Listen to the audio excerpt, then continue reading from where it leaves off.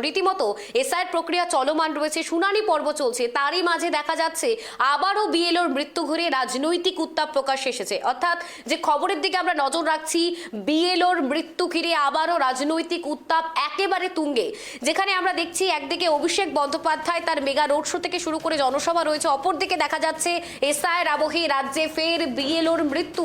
এই ঘটনার জেরে রাজনৈতিক টানাপোড়েন বাড়ছে এবং উত্তাপ বাড়ছে।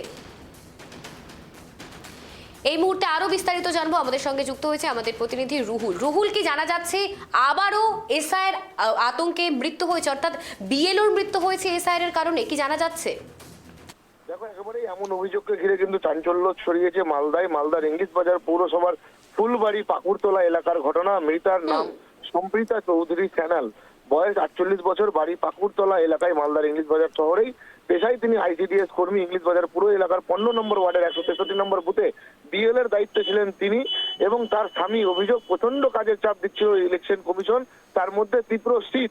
গত কয়েকদিন ধরে অসুস্থ হয়ে পড়েছিলেন তার স্ত্রী, ডাক্তার দেখিয়েছিলেন এবং ডাক্তার বিশ্রাম নিতে বলেছেন। তারপরেও এই যে এসআইআর আবহে যে কাজ চলছে, রাজ্য নির্বাচন কমিশনের তরফে যেভাবে কাজের প্রক্রিয়াকরণ বাড়িয়ে দেওয়া হচ্ছে এবং রীতিমতো হিয়ারিং পর্ব শুরু হয়েছে, এই সমস্ত চাপের কারণে তার স্ত্রী অসুস্থ হয়ে পড়েছেন বলে তার স্বামী দাবি করেন এবং তারপরেই তার স্ত্রীর আজকে কিন্তু মৃত্যু হয়েছে বলে তিনি অভিযোগ করেছেন।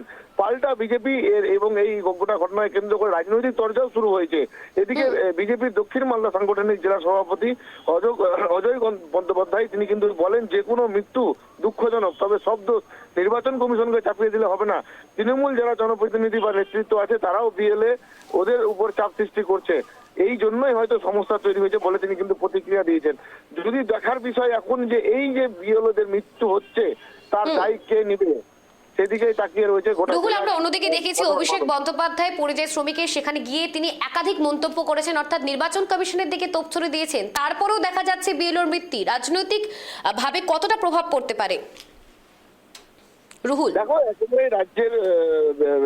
একেবারে রাজ্যে কিন্তু বিভিন্ন প্রান্তে অভিষেক বন্দ্যোপাধ্যায় রাজ্য তৃণমূল কংগ্রেসের তিনি কিন্তু সর্বভারতীয় তৃণমূল কংগ্রেসের সেকেন্ড ইন কমান্ড এবং তিনি কিন্তু বিভিন্ন জায়গায় সভা করছেন এবং এই যে বাঙালি বিদ্বেষ, অর্থাৎ বাঙালিদেরকে ভিন রাজ্যে যে বাংলাদেশি তকমা দিয়ে মারধর করা হয়েছিল তাদের পরিবারের পাশে যেমন তিনি দাঁড়াচ্ছেন, তার পাশাপাশি এই এসআইআর আবহে যে সমস্ত মৃত বিএলও তাদের বাড়ির পরিবারদের পাশেও কিন্তু তিনি দাঁড়াচ্ছেন।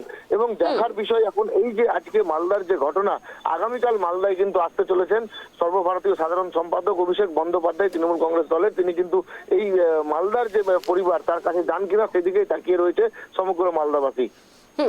রুহুল, আমরা দেখেছিলাম মালদার চাঁচলের শুভেন্দু অধিকারী এসে একাধিক মন্তব্য করে গিয়েছিলেন, অপরদিকে দেখা যাচ্ছে উত্তর ও দক্ষিণ দিনাজপুরে রয়েছেন অভিষেক বন্দ্যোপাধ্যায়, সেখানে দাঁড়িয়ে আবারও বিএলওর মৃত্যু, অর্থাৎ এসআইআর প্রক্রিয়া যেভাবে চাঞ্চল্য ছড়িয়েছে 26শে বিধানসভা নির্বাচনে প্রভাব পড়তে পারে।